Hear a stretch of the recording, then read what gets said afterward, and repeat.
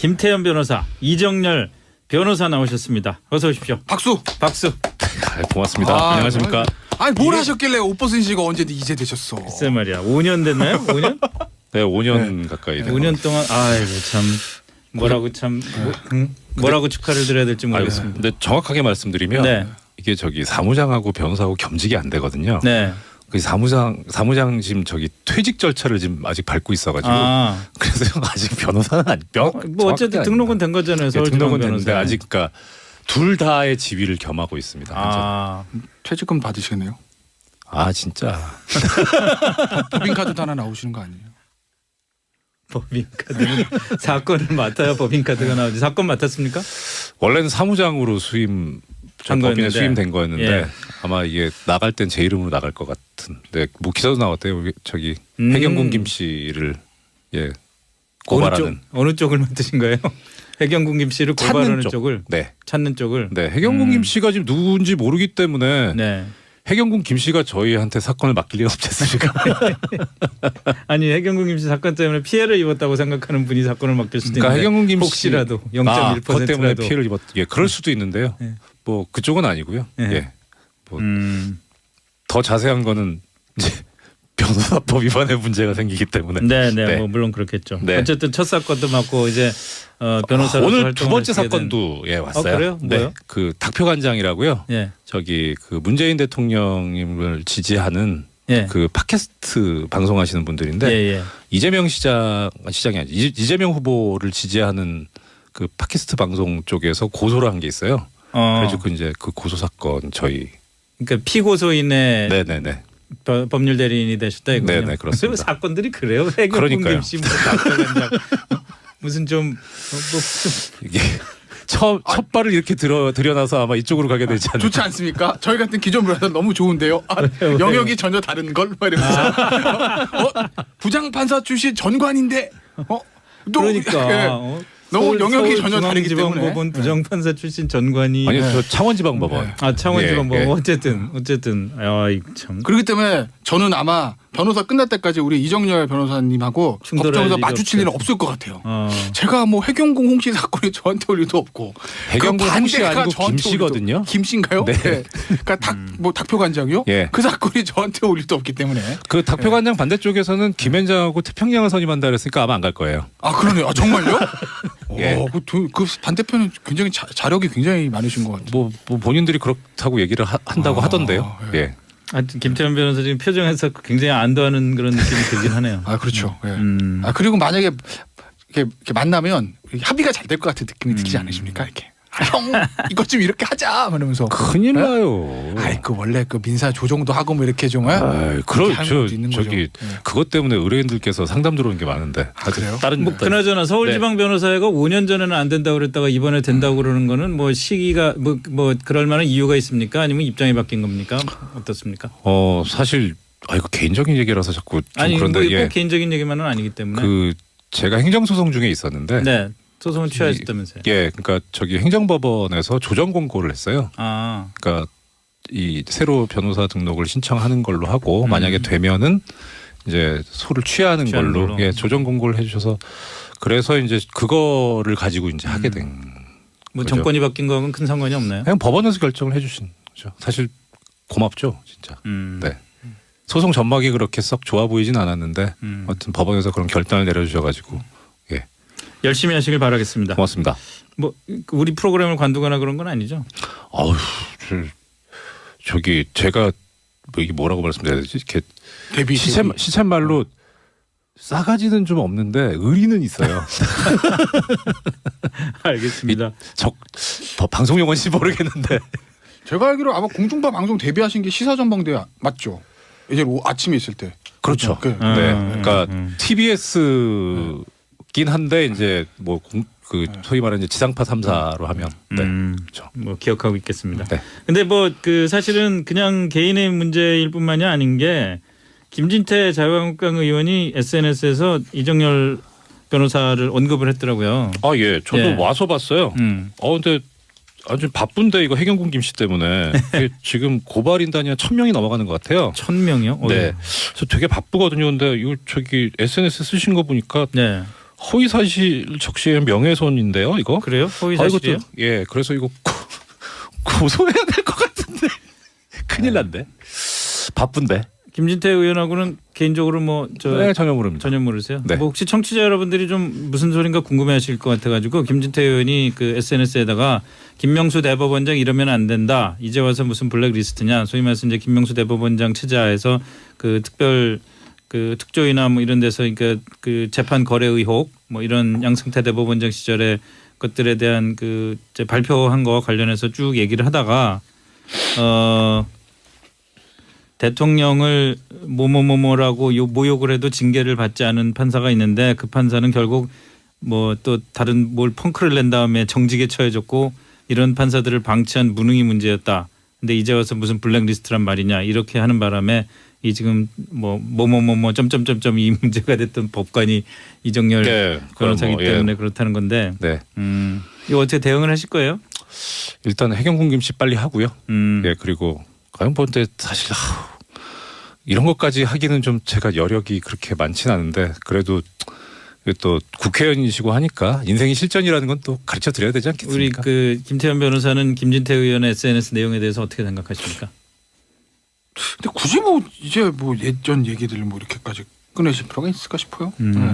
왜냐하면 본질이 아니니까 문제에. 네, 그렇지 않습니까? 그러니까 지금 김명수 대법원장의 어떤 행동에서 비판할 수준이 있다고 봐요. 그러니까 자유한국당 의원 입장에서 보면. 얘기부터 해보시죠 그럼. 예, 그러니까 왜냐하면 거기서 자연스럽게 이슈로 들어가죠. 그러니까 양승태 대법원장이고 김명수 대법원장 이 사건을 처리하는 그 문제에 대해서 김진태 의원 입장에서 저는 비판을 할 수는 있다고 봐요. 근데 이제 항상 모든 이제 정치인들이 문제지만 비판을 하기 위해서 그 이제 핵심 주제를 치고 들어가야 되는데 자꾸 이제 주변 것들을 언급하는 경우들이 있거든요. 그렇게 되면 본질이 흐려지는 것들이 있죠. 그러니까 그런 측면에서 조금 저는 이제 부적절하다고 보는 거고 김명수 대법원장 문제는 그런 거죠. 그러니까 사실은 어떤 결과가 나오든 간에 예전에 블랙리스트로 시작해가지고 양승태 대법원장에서 2번의 조사 결과가 있었거든요. 근데 이번에 3차 조사단의 이제 조사 결과 발표가 됐어요.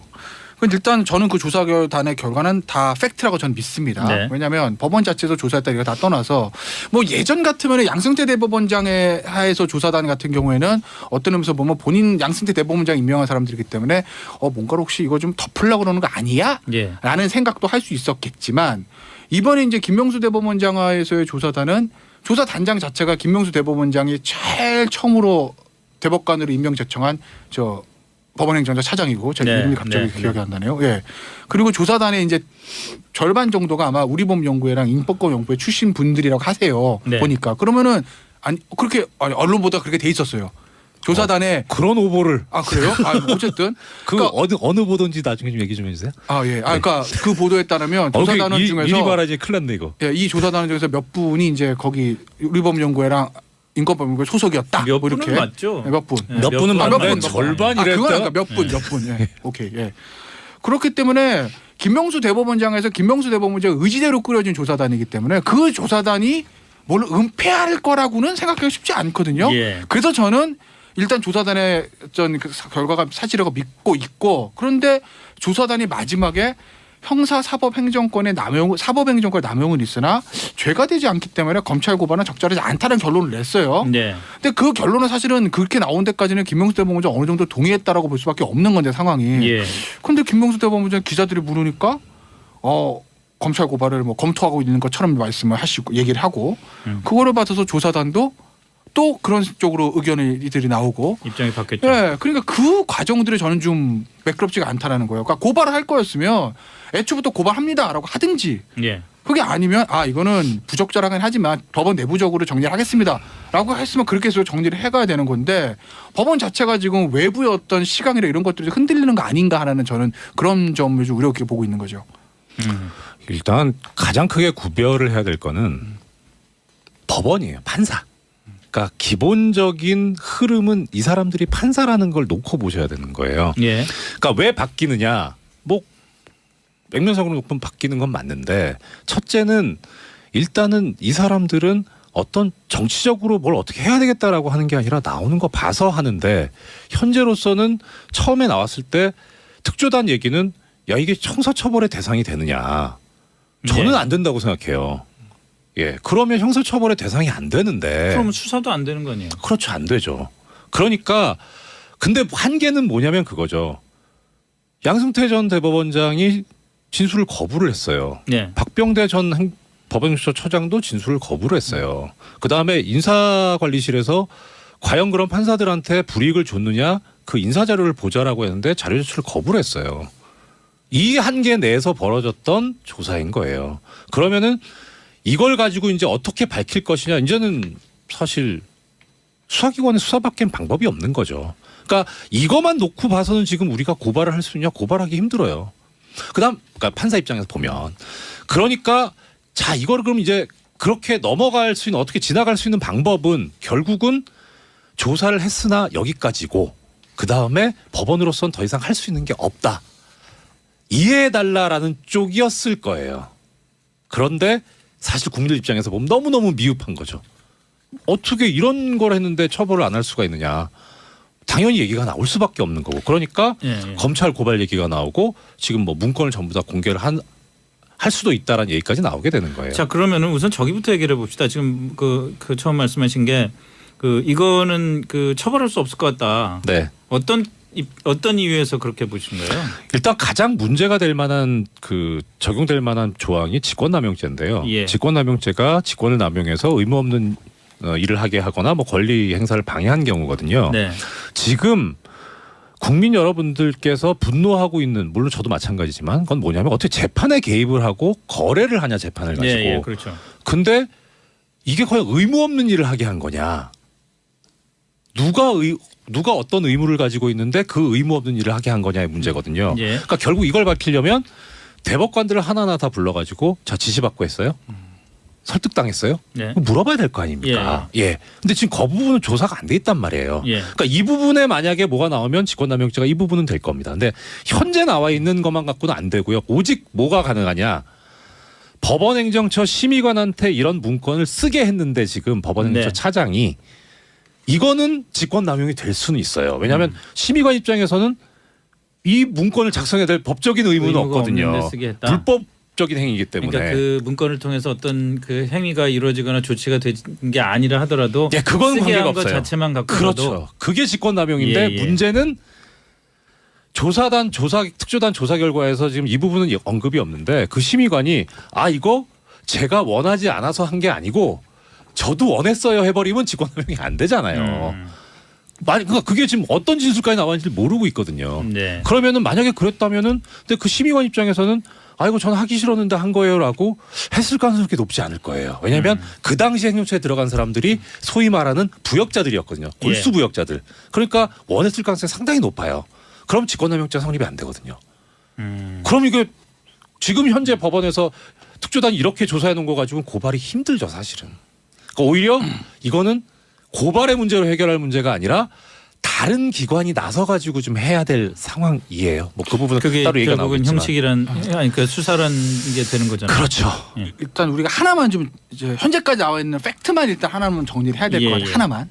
그러니까 일단 이제 우리가 이제 언론에서 재판 거래 뭐 이렇게 단어를 쓰는데 뭐 언론에서야 뭐 단어를 쓸 수 있겠죠. 근데 우리가 명백하게 좀 이제까지 현재까지 시점에서 정리를 해야 되는 건 뭐냐면 가장 심각한 재판 거래라고 하면 어떤 형태라면 청와대 전화해서 대통령님 이번에 KTX 어떡할까요? 국가경제 생각해서 하세요. 비슷합니까? 예. 그래가지고 자 기각이야 뭐 상고를 상고 기각인가요? 원심 파기야 뭐 이렇게 해가지고 재판에 썼다. 이거 말씀 죄송하지만 저기 양승태 법원장 목소리가 그분께서는 그런 용어를 아실 것 같지가 않아요.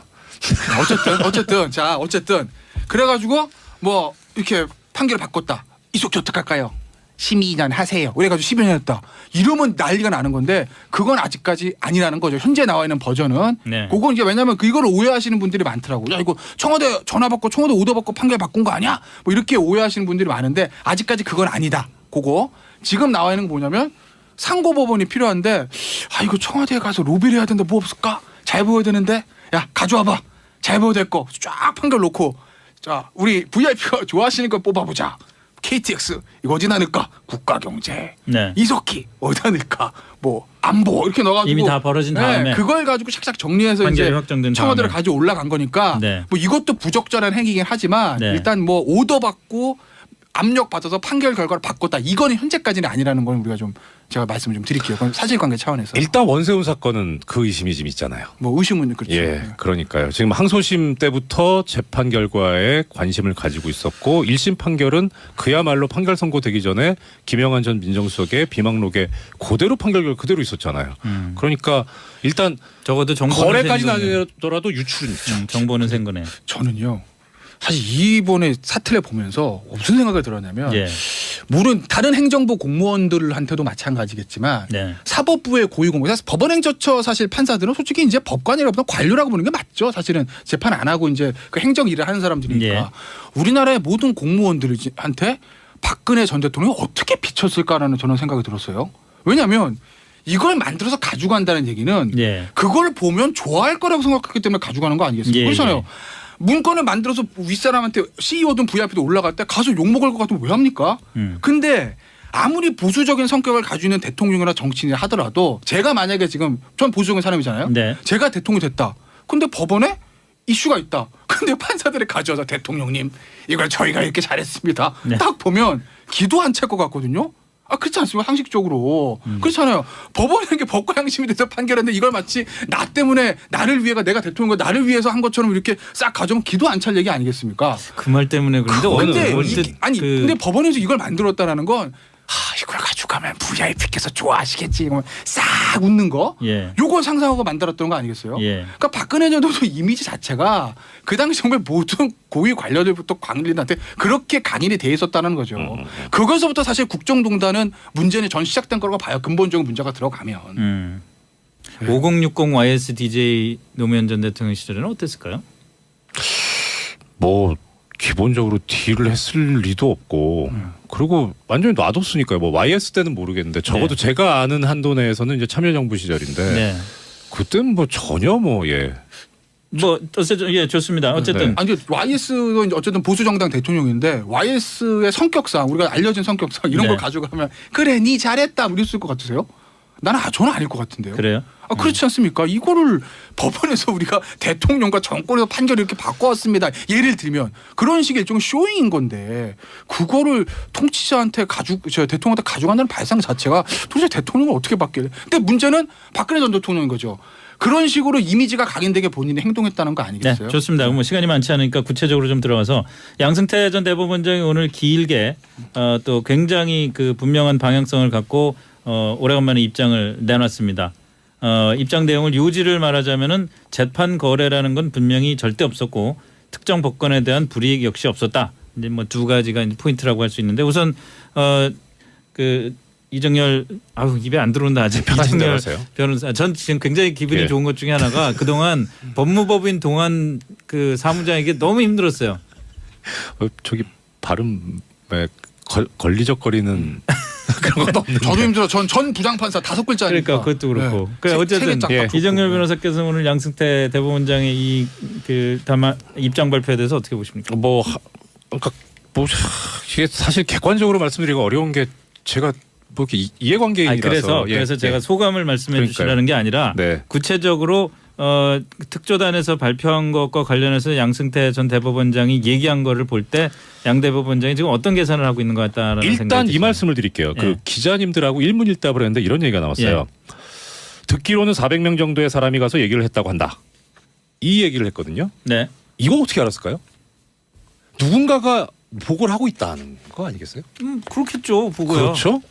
그러면 지금 사실 저기 설악산 가셨다가 연락이 안 된다 그래가지고 걱정을 좀 했었는데 어떻게 저기 이렇게 유고 상태 아닌가 싶어서 나오셔가지고 다행이긴 한데 아마 그 기간 동안에 생각을 다 하셨을 것 같다. 그리고 보고는 다 받았다. 그러니까 이 부분에 관해서 어떻게 대응할 건가에 대한 작전은 지금 다 끝났다라고 보입니다. 어떤 작전이 있을까요? 일단은 법리적인 부분, 사실에 관한 부분, 절차에 관한 부분 이렇게 나눌 수 있겠는데요. 법리에 관한 부분은 아까 말씀드렸다시피 이거 어차피 저기 그렇게 해서 다 얘기가 된다면 직권남용죄 자체가 안 되니까 그러니까 법적으로 어떻게 할 수 있는 상황도 아니고 그다음에 사실관계에 있어서도 아까 말씀드렸던 그대로 간다면 문제 없죠. 아래쪽에서 다 알아서 한 거고 그다음에 절차에 있어서도 결국은 나는 모른다. 그러니까 계속 그 얘기가 나와요. 나는 모른다라는 얘기가 나오는데 실제 이 조사에 관해서는 너무 많은 걸 알고 있어요, 이분은. 그러니까 이건 부인해도 증명 못할 거다라고 하는 생각이 있다는 거죠. 김 변호사는 어떻게 보세요? 저는 이거 만약에 수사해도 저는 아무것도 안 나올 것 같은 거 보는 게, 예를 들면 이제 아까 제가 말했던 재판 개입, 진짜 제가 말했던 협의의 재판 개입, 전화 받고 판결 바꾼 거, 예. 그게 만약에 팩트가 아니면 뭐 당연히 안 나오는 거고, 만약 그렇게 했다고 가정하고 말씀드릴게요. 그런다 하더라도 그러면 조사해가지고 그 담당 그 전화배치는 전화배치 재판부 전부 다 소부 4명 판사 전부 다 조사했을 때 그분이 제가 전화 받고 오더 받고 판결 바꿨습니다. 뭐 이렇게 얘기해야 되는 건데 그 얘기 나오고 있습니까? 그걸 뭐 만약에 했다고 하면 문서가 남겼겠어요?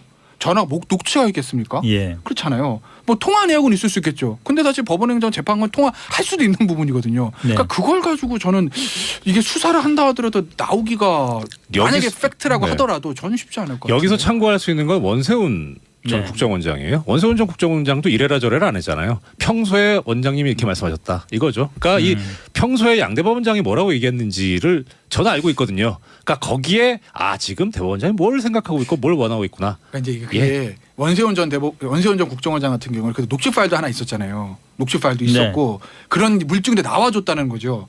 그러니까 이것도 만약에 그러면 얘기가 바뀔 텐데 과연 있을까라는 저는 생각이 그렇죠. 듭니다. 벌써 인멸이 거의 다 됐을 겁니다. 3차 조사까지 한 마당이라. 그러니까 자신 있게 얘기하겠죠. 내가 나가야 되겠냐. 너무 비관적인 것 같아서 재판 거래가 만약에 수사를 통해서 밝혀졌다.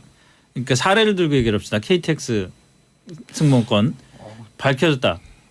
뭐 힘들다고 하지만 그랬을 경우에 그럼 이 KTX 승무원들 같은 경우에 재심이라든지 구제받을 가능성이 있습니까? 지금 현행법상으로는 없어요. 그래서 뭐 시간이 얼마 없으니까 간단하게 그냥 결론적으로 말씀드리면 이 사건은 물론 양승태나 이렇게 재판 거래한 사람들 처벌하는 것도 중요하지만 진짜 중요한 거는 이 지금 언급되어 있는 사건들의 재판 당사자들을 어떻게 구제할 것이냐 문제예요. 만약에 그 거래가 있었다면 그건 잘못된 재판이고 잘못된 재판이었으면 구제가 돼야 되는데 구제할 방법이 현행법상 없다는 얘기죠. 그렇죠. 그러니까 지금 사실 더불어민주당에서 국정조사 얘기를 하시던데 뭐 그것도 하나의 방법일 수 있겠지만 더 중요한 건 지금 정치권에서 일단 머리를 맞대 가지고 이거 재심 사유를 좀 넓혀줘야 됩니다. 대법원장하에서의 조사단은 조사단장 자체가 김명수 대법원장이 제일 처음으로 대법관으로 임명 제청한 법원행정처 차장이고 제가 이름이 갑자기 기억이 안 나네요. 예. 그리고 조사단의 이제 절반 정도가 아마 우리법연구회랑 인법권연구회 출신 분들이라고 하세요. 보니까 그러면은 그렇게 언론보다 그렇게 돼 있었어요.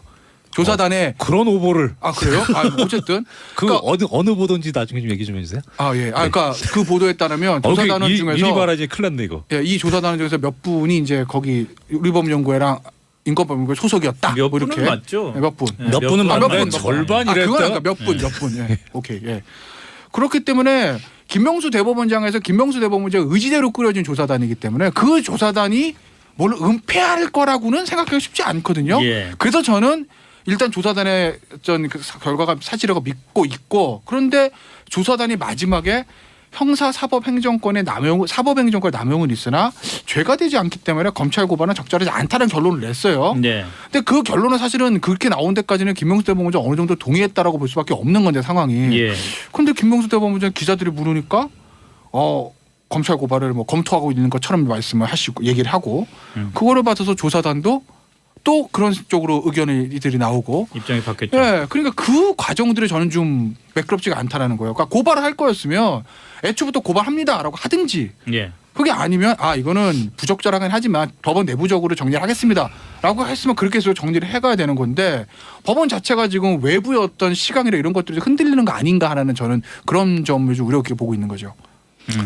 일단 가장 크게 구별을 해야 될 거는 법원이에요. 판사. 그러니까 기본적인 흐름은 이 사람들이 판사라는 걸 놓고 보셔야 되는 거예요. 그러니까 왜 바뀌느냐. 뭐 맥면상으로 높으면 바뀌는 건 맞는데, 첫째는 일단은 이 사람들은 어떤 정치적으로 뭘 어떻게 해야 되겠다라고 하는 게 아니라 나오는 거 봐서 하는데, 현재로서는 처음에 나왔을 때 특조단 얘기는 이게 형사처벌의 대상이 되느냐. 저는 안 된다고 생각해요. 그러면 형사처벌의 대상이 안 되는데. 그러면 수사도 안 되는 거 아니에요? 그렇죠. 안 되죠. 그러니까 근데 한계는 뭐냐면 그거죠. 양승태 전 대법원장이 진술을 거부를 했어요. 박병대 전 법원행정처장도 진술을 거부를 했어요. 그다음에 인사관리실에서 과연 그런 판사들한테 불이익을 줬느냐 그 인사자료를 보자라고 했는데 자료 제출을 거부를 했어요. 이 한계 내에서 벌어졌던 조사인 거예요. 그러면은 이걸 가지고 이제 어떻게 밝힐 것이냐 이제는 사실 수사기관의 수사밖엔 방법이 없는 거죠. 그러니까 이것만 놓고 봐서는 지금 우리가 고발을 할 수 있냐 고발하기 힘들어요. 그다음 그러니까 판사 입장에서 보면 그러니까 자 이거를 그럼 이제 그렇게 넘어갈 수 있는 어떻게 지나갈 수 있는 방법은 결국은 조사를 했으나 여기까지고 그다음에 법원으로서는 더 이상 할 수 있는 게 없다. 이해해달라라는 쪽이었을 거예요. 그런데 사실 국민들 입장에서 보면 너무너무 미흡한 거죠.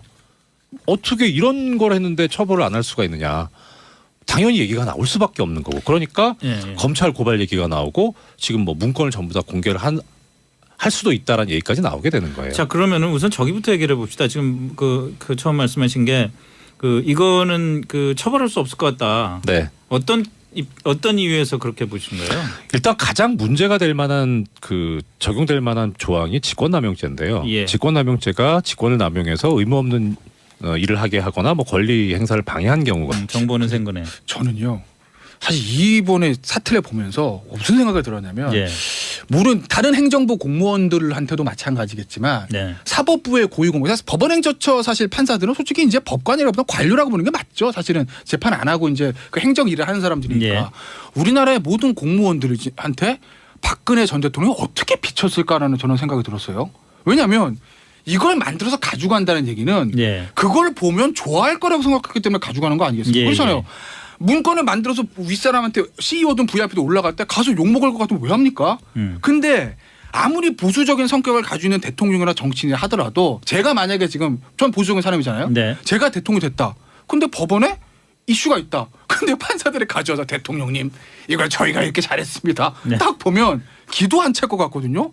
그렇지 않습니까? 상식적으로. 그렇잖아요. 법원이 이렇게 법과 양심이 돼서 판결했는데 이걸 마치 나 때문에 나를 위해가 내가 대통령과 나를 위해서 한 것처럼 이렇게 싹 가져오면 기도 안 찰 얘기 아니겠습니까? 그 말 때문에 그런데 근데 법원에서 이걸 만들었다라는 건 이걸 가져가면 VIP께서 좋아하시겠지. 이러면 싹 웃는 거. 요거 상상하고 만들었던 거 아니겠어요? 그러니까 박근혜 전 대통령 이미지 자체가 그 당시 정말 모든 고위 관료들부터 관리인한테 그렇게 강인이 돼 있었다는 거죠. 그것서부터 사실 국정농단은 문제는 전 시작된 거라고 봐요. 근본적인 문제가 들어가면. 5060 YSDJ 노무현 전 대통령 시절에는 어땠을까요? 뭐 기본적으로 딜을 했을 리도 없고 그리고 완전히 놔뒀으니까요. 뭐 YS 때는 모르겠는데 적어도 제가 아는 한도 내에서는 이제 참여정부 시절인데 그때는 뭐 전혀 뭐 어쨌든 좋습니다. 어쨌든 아니 YS도 어쨌든 보수 정당 대통령인데 YS의 성격상 우리가 알려진 성격상 이런 걸 가져가면 그래 니 잘했다 이랬을 것 같으세요? 저는 아닐 것 같은데요. 그래요? 그렇지 않습니까? 이거를 법원에서 우리가 대통령과 정권에서 판결을 이렇게 바꿔왔습니다. 예를 들면 그런 식의 일종의 쇼잉인 건데 그거를 통치자한테 대통령한테 가져간다는 발상 자체가 도대체 대통령을 어떻게 바뀌래? 근데 문제는 박근혜 전 대통령인 거죠. 그런 식으로 이미지가 각인되게 본인이 행동했다는 거 아니겠어요? 네, 좋습니다. 뭐 시간이 많지 않으니까 구체적으로 좀 들어가서 양승태 전 대법원장이 오늘 길게 또 굉장히 분명한 방향성을 갖고 오래간만에 입장을 내놨습니다. 입장 내용을 요지를 말하자면은 재판 거래라는 건 분명히 절대 없었고 특정 법관에 대한 불이익 역시 없었다. 이제 뭐 두 가지가 이제 포인트라고 할 수 있는데 우선 이정열 입에 안 들어온다 아직. 이정열 변호사 전 지금 굉장히 기분이 좋은 것 중에 하나가 그동안 법무법인 동안 사무장에게 너무 힘들었어요. 저기 발음에 걸리적거리는 그런 것도 없는데. 저도 힘들어. 전 부장판사 5글자니까. 그러니까 그것도 그렇고. 어쨌든 이정열 변호사께서 오늘 양승태 대법원장의 입장 발표에 대해서 어떻게 보십니까?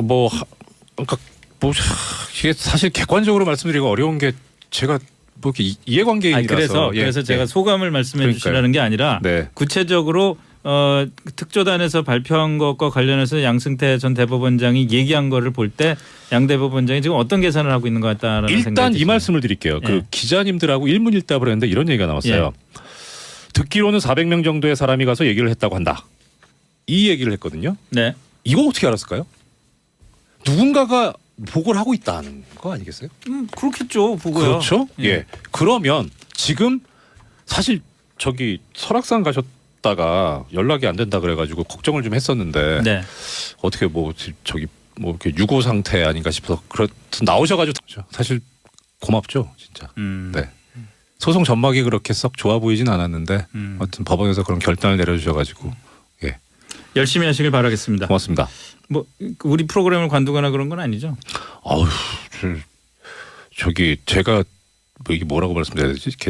이렇게 시쳇말로 싸가지는 좀 없는데 의리는 있어요.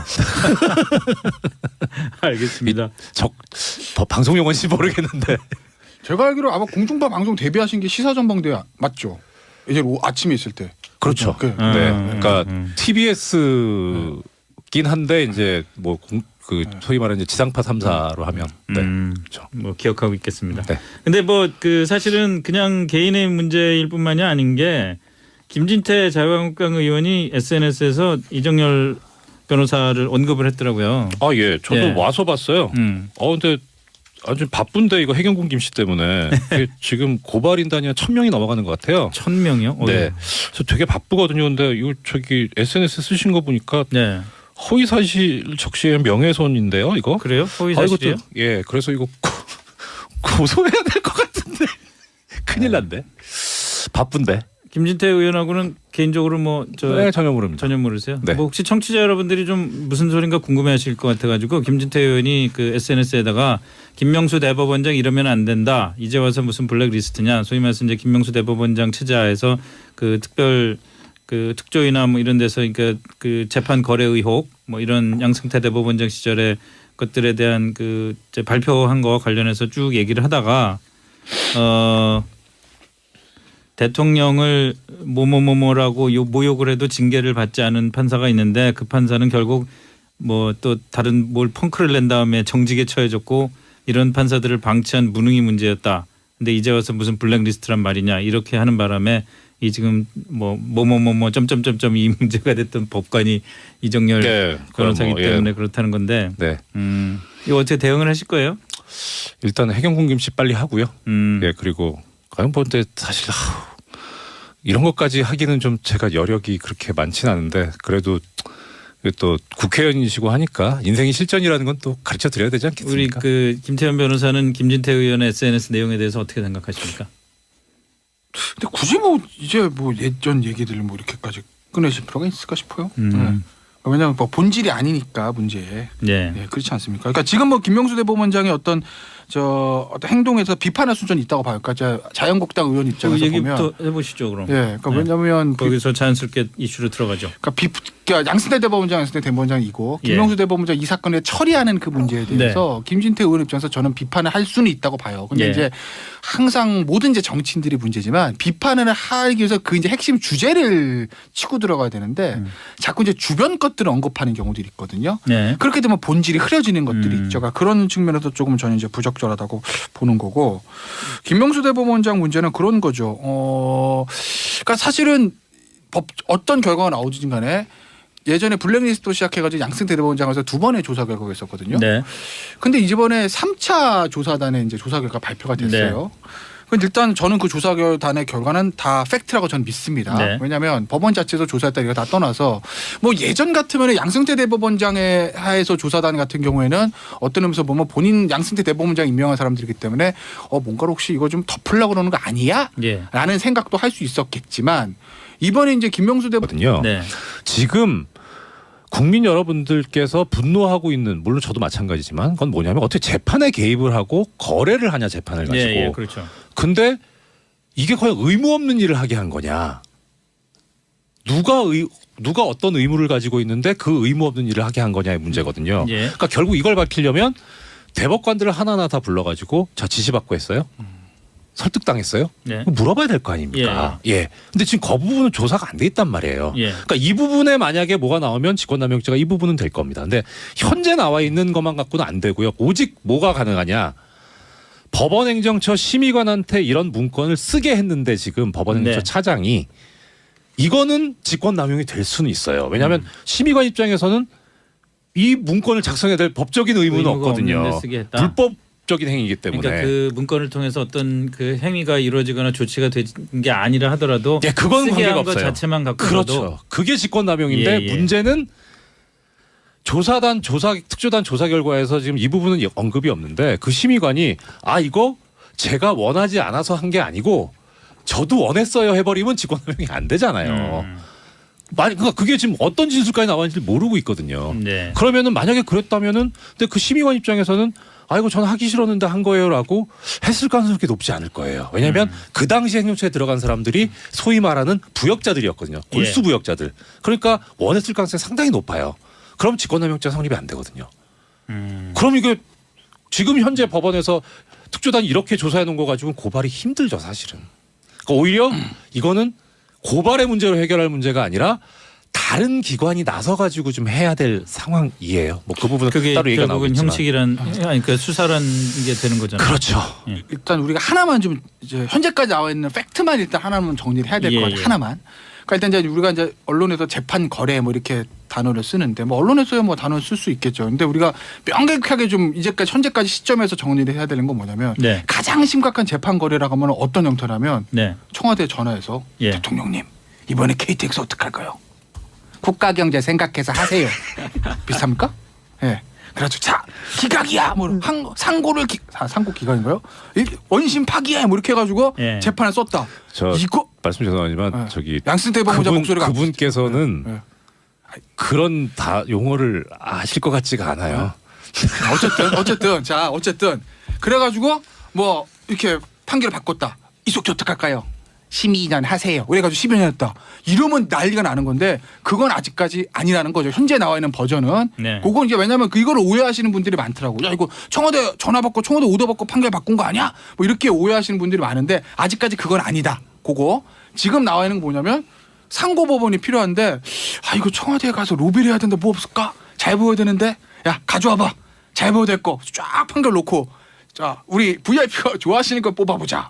KTX 이거 어디다 넣을까? 국가경제. 이석기 어디다 넣을까? 뭐 안보 이렇게 넣어가지고 이미 다 벌어진 다음에 그걸 가지고 샥샥 정리해서 이제 청와대를 가져 올라간 거니까 뭐 이것도 부적절한 행위긴 하지만 일단 뭐 오더 받고 압력 받아서 판결 결과를 바꿨다. 이거는 현재까지는 아니라는 건 우리가 좀 제가 말씀을 좀 드릴게요. 그건 사실관계 차원에서. 일단 원세훈 사건은 그 의심이 좀 있잖아요. 뭐 의심은 그렇죠. 그러니까요. 지금 항소심 때부터 재판 결과에 관심을 가지고 있었고 1심 판결은 그야말로 판결 선고되기 전에 김영한 전 민정수석의 비망록에 그대로 판결 그대로 있었잖아요. 그러니까 일단 적어도 거래까지는 아니더라도 유출은 있죠. 김태현 변호사, 이정열 변호사 나오셨습니다. 어서 오십시오. 박수. 고맙습니다. 안녕하십니까. 뭘 하셨길래 옷 벗은 지가 언제 이제 되셨어? 글쎄 말이야. 5년 됐나요? 5년? 네, 5년 가까이 됐어요. 5년 동안 참 뭐라고 축하를 드려야 될지 모르겠습니다. 근데 정확하게 말씀드리면 이게 사무장하고 변호사하고 겸직이 안 되거든요. 그 사무장 지금 퇴직 절차를 지금 아직 밟고 있어가지고 그래서 아직 변호사는 뭐 어쨌든 등록은 된 거잖아요. 등록은 됐는데 아직 그러니까 둘 다의 지위를 겸하고 있습니다. 퇴직금 받으시겠네요. 진짜. 법인카드도 하나 나오시는 거 아니에요? 법인카드는 사건을 맡아야 법인카드가 나오지. 사건 맡았습니까?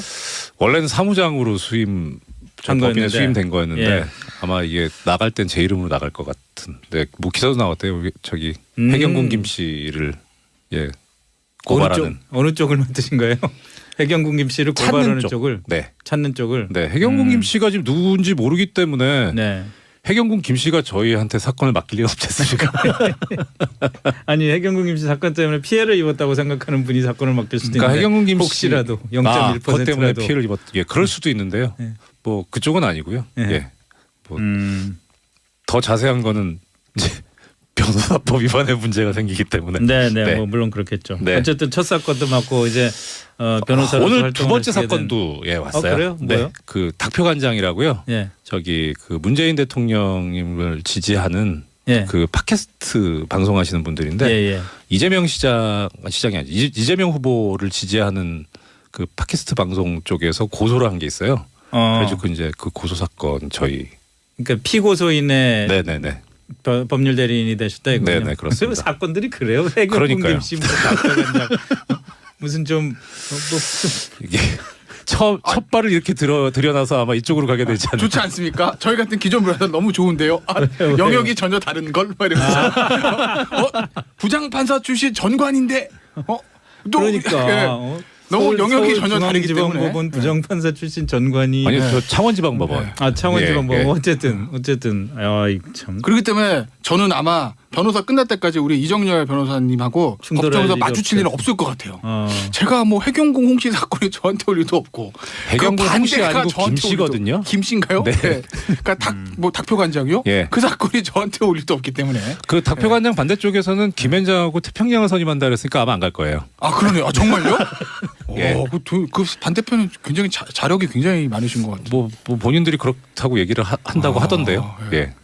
김태현 변호사 지금 표정에서 굉장히 안도하는 그런 느낌이 들긴 하네요. 아 그렇죠. 예. 그리고 만약에 이렇게 만나면 합의가 잘 될 것 같은 느낌이 들지 않으십니까? 이렇게 형 이것 좀 이렇게 하자 이러면서 큰일 나요. 아이 그 원래 그 민사 조정도 하고 뭐 이렇게 좀 저기 그것 때문에 의뢰인들께서 상담 들어오는 게 많은데. 그래요? 다른 그나저나 서울지방변호사회가 5년 전에는 안 된다고 그랬다가 이번에 된다고 그러는 거는 뭐 시기가 뭐 그럴 만한 이유가 있습니까? 아니면 입장이 바뀐 겁니까? 어떻습니까? 사실 이거 개인적인 얘기라서 자꾸 좀 아니 그런데 꼭 개인적인 얘기만은 아니기 때문에 그 제가 행정소송 중에 있었는데 네. 소송을 취하했다면서요? 예, 그러니까 저기 행정법원에서 조정 공고를 했어요. 그러니까 이 새로 변호사 등록을 신청하는 걸로 하고 만약에 되면은 이제 소를 취하는 걸로 예, 조정 공고를 해주셔서 그래서 이제 그거를 가지고 이제 하게 된. 뭐 거죠. 정권이 바뀐 거하고는 큰 상관이 없나요? 그냥 법원에서 결정을 해주신.